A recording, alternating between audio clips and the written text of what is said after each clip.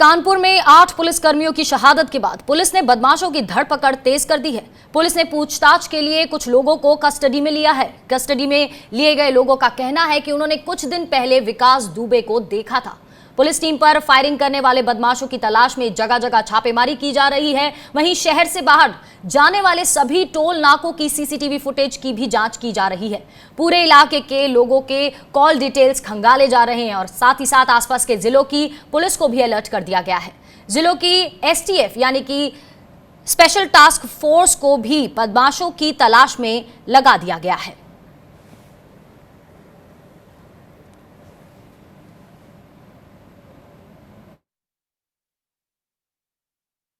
घटना हो चुकी है, पूरी नजर रखी गई है और पुलिस पूरा ऑपरेशन यहाँ कर रही है। तो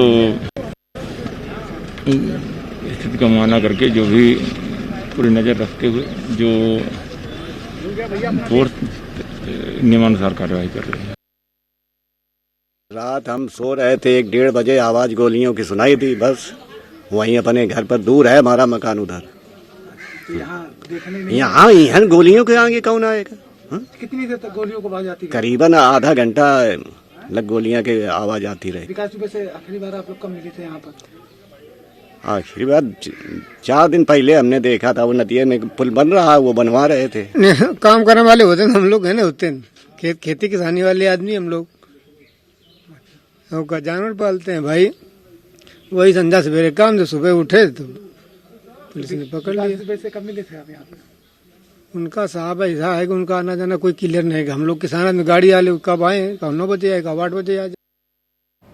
तो हिस्ट्री शीटर विकास दुबे को पकड़ने गई पुलिस टीम पर उसके साथियों ने हमला कर दिया। इसमें आपको बता दें 8 पुलिसकर्मी शहीद हो गए और 7 घायल हुए हैं। वहीं पुलिस ने बदमाशों की धरपकड़ तेज कर दी है। ज्यादा जानकारी के लिए जुड़ते हैं हमारे संवाददाता चंद्रकांत तिवारी से। चंद्रकांत, पुलिस ने पूछताछ के लिए कुछ लोगों को कस्टडी में लिया है, कहां तक पहुंची है ये पूछताछ?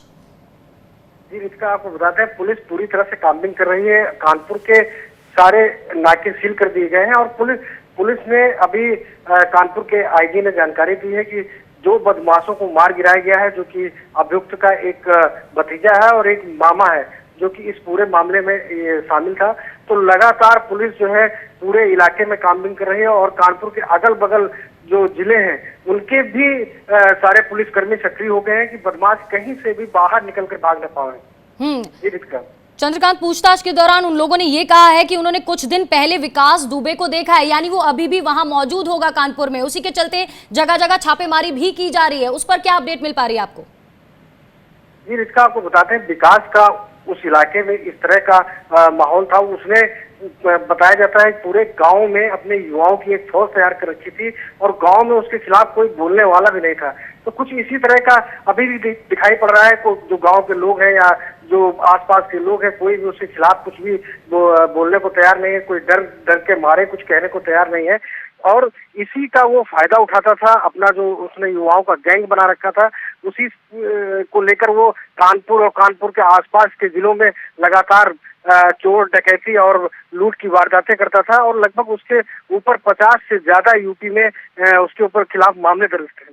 जी चंद्रकांत, क्या किसी पुलिस अधिकारी से आपकी बात हो पाई है? क्योंकि स्पेशल टास्क फोर्स यूनिट को भी बदमाशों की तलाश में लगा दिया गया है। बिल्कुल, पुलिस अधिकारियों से जो बातचीत हुई है उनके अनुसार उनको ऊपर से शासन से निर्देश है कि जब तक पूरी काम्बिंग पूरी न हो जाए कोई भी अधिकारी घटनास्थल से वापस नहीं आएगा और जो अपराधियों की धरपकड़ है वो पूरी तरह से तेज कर दी गई है। आसपास के जितने जिले हैं उनमें भी पूरी तरह से एसटीएफ और उनके पुलिस के जितने भी गुप्तचर हैं उनको सक्रिय कर दिया गया है और लगातार पुलिस कार्रवाई में जुटी हुई है। जी चंद्रकांत, आप अपनी नजर बनाए रखिएगा इस पूछताछ और ये जो पुलिस सक्रिय हो गई और जगह जगह छापेमारी करे, हम आपसे पल पल की अपडेट लेते रहेंगे। तो कानपुर में बदमाशों का कहर सामने आया है। कानपुर में 8 पुलिसकर्मियों की शहादत के बाद अब पुलिस ने बदमाशों की धरपकड़ तेज कर दी है। वहीं कांग्रेस के पूर्व अध्यक्ष राहुल गांधी ने कानपुर एनकाउंटर को लेकर उत्तर प्रदेश की योगी सरकार पर निशाना साधा है। उन्होंने ट्वीट कर कहा कि यूपी में गुंडा राज का एक और प्रमाण, जब पुलिस सुरक्षित नहीं तो जनता कैसे होगी। मेरी शोक संवेदनाएं मारे गए वीर शहीदों के परिवारजनों के साथ है और मैं घायलों के जल्द स्वस्थ होने की कामना करता हूं। वहीं कांग्रेस महासचिव प्रियंका गांधी ने कानपुर एनकाउंटर को लेकर यूपी के मुख्यमंत्री योगी आदित्यनाथ पर बड़ा हमला बोला है। प्रियंका गांधी ने कहा कि कानून व्यवस्था का जिम्मा खुद सीएम के पास है। यूपी में कानून व्यवस्था बेहद बिगड़ चुकी है, अपराधी बेखौफ हैं, आमजन और पुलिस तक सुरक्षित नहीं है। प्रियंका गांधी ने अपने ट्वीट में लिखा है कि बदमाशों को पकड़ने गई पुलिस पर बदमाशों ने अंधाधुंध फायरिंग कर दी, जिसमें यूपी पुलिस के सीओ, एसओ सहित 8 जवान शहीद हो गए। यूपी पुलिस के इन शहीदों के परिजनों के साथ मेरी शोक संवेदनाएं। यूपी में कानून व्यवस्था बेहद बिगड़ चुकी है, अपराधी बेखौफ हैं, आमजन व पुलिस तक सुरक्षित नहीं है। कानून व्यवस्था का जिम्मा खुद सीएम के पास है और इतनी भयावह घटना के बाद उन्हें सख्त कार्रवाई करनी चाहिए, कोई भी ढिलाई नहीं होनी चाहिए। तो सीएम आदित्य योगीनाथ पर प्रियंका गांधी का हमला। यहां पर योगी आदित्यनाथ की सरकार को लगातार प्रियंका गांधी जमीनी मुद्दों को लेकर यूपी में जो है बड़े मुद्दे हैं उन पर घेरती आई हैं, और एक बार फिर जब कानपुर की घटना सामने आई तो यहां पर कानून व्यवस्था का जिम्मा खुद सीएम के पास होने पर वो बात कर रही हैं और साफ तौर पर यहां बिगड़े हालात जो कानून व्यवस्था पर के हैं उस पर सवाल खड़े कर रही हैं। फोन लाइन पर हमारे साथ सुरेंद्र सिंह राजपूत जी जुड़ चुके हैं। सुरेंद्र जी, कानपुर की घटना जो सामने आई है सर, जिस तरह से इस पूरे वाकया को अंजाम दिया गया है कानपुर में, साफ है कि बदमाश कितने बेखौफ होकर राज्य में घूम रहे हैं। कानपुर में खासकर ये जो घटना सामने आई है। देखिए रितिका, मैं शब्द हूँ इस घटना से। कहा तो एक तरफ भाजपा की सरकार और आदित्यनाथ जी कह रहे थे कि उत्तर प्रदेश के सारे बदमाशों को इन्होंने एनकाउंटर में मार दिया या जेल में है। अब इस तरीके की घटनाएं बगैर शासन और सत्ता के सहयोग के कैसे संभव है? कैसे ये बदमाश छूटा हुआ था? किस तरीके से इसमें किसने इसके पास मुखबिरी की? मेरे 8 जवान शहीद हुए हैं। उत्तर प्रदेश की पुलिस बहुत प्रोफेशनल पुलिस है, 24 घंटे में उन बदमाशों को उनका किए की सजा दे देगी, लेकिन शासन और सत्ता का सहयोग होना चाहिए। और अगर शासन और सत्ता का सहयोग बदमाशों के साथ है तो शासन के लिए बहुत शर्म की बात है। उत्तर प्रदेश का शासन कहीं ना कहीं अपना इकबाल खो चुका है। जी सुरेंद्र जी, यहाँ सरकार के दावों पर भी सवाल उठ रहे हैं, जिसमें यूपी की योगी सरकार कहती है कि या तो बदमाश यूपी छोड़कर चले गए हैं या उन्हें जेल में बंद कर दिया है। लेकिन यहाँ कहीं ना कहीं जब ऐसी वारदात, इतनी बड़ी वारदात को अंजाम दिया जाता है बेखौफ तरीके से, तो यहाँ पर यूपी सरकार के नकेल कसने के दावे फेल होते हुए साबित हो रहे हैं। निश्चित तौर पर पूरी तरीके से सहमत हूँ रितिका आपसे। मैं इस तरीके की जो बड़बोलापन किया है भारतीय जनता पार्टी और उनके नेताओं ने, उनके दावों की खाली यही नहीं पोल खुल रही है। आज प्रयागराज से 4 लोगों की धारदार हथियारों से अभी 1 घंटे पहले काटकर हत्या कर दी गई है। 2 लोगों की हत्या गाजियाबाद में कर दी गई है। 8 पुलिस कर्मियों को बदमाशों ने, बेखौफ बदमाशों ने शहीद कर दिया है। आप स्थिति को देखिए, ये कानून राज है, जंगल राज है, भाजपा राज है या ये रावण राज्य है, ये देखने वाली बात है।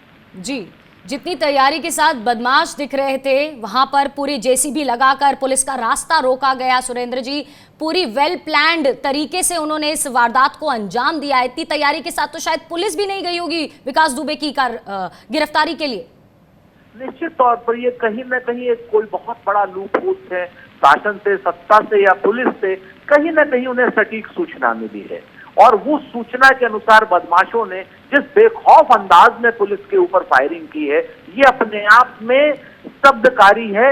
और ये घटना कहीं ना कहीं हमें बहुत बड़ी किसी साजिश का सुराग दे रही है। इस तरीके से पुलिस पर बदमाश कभी फायरिंग कर ही नहीं सकता जी। जिस तरीके से उस बदमाश ने फायरिंग की है, जिस तरीके से उसने रास्ते रोके हैं, कहीं ना कहीं शासन का, सत्ता का या प्रभावशाली लोगों का उसके ऊपर वरद हस्त है। जी बिल्कुल, शुक्रिया सुरेंद्र जी हमारे साथ जुड़ने के लिए। तो ऐसा लगता है कि बदमाश अभी भी बेखौफ घूम रहे हैं यूपी के अंदर, कानपुर के अंदर इतनी बड़ी घटना को अंजाम देते हैं। जो पुलिसकर्मी विकास दुबे हिस्ट्री शीटर को पकड़ने जाते हैं, उन्हीं पर अंधाधुंध फायरिंग होती है, जिसमें हमारे 8 पुलिसकर्मी शहीद हो गए हैं और लगभग 7 पुलिसकर्मी घायल हुए हैं। वहीं आपको बता दें, कानपुर एनकाउंटर को लेकर समाजवादी पार्टी ने योगी सरकार पर बड़ा हमला बोलते हुए रोगी सरकार बताया है। साथ ही उत्तर प्रदेश को हत्या प्रदेश कहा है। समाजवादी पार्टी ने ट्वीट करके कहा है कि रोगी सरकार के जंगल राज में हत्या प्रदेश बने उत्तर प्रदेश के कानपुर में दबिश के दौरान सत्ता संरक्षित अपराधियों द्वारा हमले में सीओ समेत 8 पुलिसकर्मी शहीद। अत्यंत दुखद। आत्मा को शांति दे भगवान, शोकाकुल परिजनों के प्रति संवेदना, 1-1 करोड़ रुपए मुआवजे का हो ऐलान, सत्ता कनेक्शन का हो पर्दाफाश। वहीं कानपुर में 8 पुलिस वालों की शहादत को लेकर यूपी में सवाल भी उठ रहे हैं। विपक्षी पार्टियों ने शहीद पुलिस वालों को श्रद्धांजलि दी है और साथ ही विपक्ष कानून व्यवस्था के मुद्दे पर योगी सरकार से सवाल भी पूछ रहा है। विपक्षी पार्टियों ने मुठभेड़ में जान गंवाने वाले पुलिसकर्मियों के परिवार को 1-1 करोड़ का मुआवजा देने की भी मांग की है। आज अपराधी बेखौफ होकर घटनाओं को अंजाम दे रहे हैं। आखिर कौन लोग हैं, किसका संरक्षण प्राप्त है? सरकार के संरक्षण में अपराधी रोज, चाहे वो उत्तर प्रदेश की राजधानी हो या कोई भी जनपद हो, कोई ऐसा दिन नहीं है जिस दिन लूट, हत्या, डकैती और महिलाओं के ऊपर घटनाओं का मामला सामने न आ रहा।